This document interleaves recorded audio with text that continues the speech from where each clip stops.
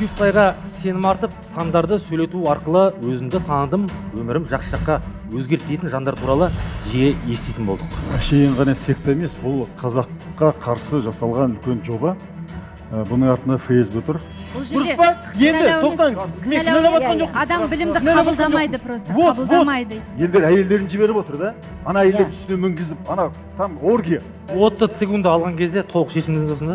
Сіз 40-қа келіп шешініп, жанаттың алдына отқа келгеннен ғана оны білуіңіз керек. Жаға ұстатар, мен бұған сөзім жоқ. Мысалы, неге сіз жанат ағаның алдына барып, өзіңіз соны көріп айтпайсыз? Мына қолымды балтамен шауып беруге дайынмын, еркек ретінде айтамын. Сәкен Майғазиев қазаққа зиян тигізетін жігіт деп айтады. Зиян тигізеді деп айта алмаймын. Депрессия ол еріккен қатын ермегі, былайша айтқанда да. Жанатқа сенбейсіз, бірақ сүйікбайға сенесіз да. Біз бір-бірімізді қолдай алмаймыз.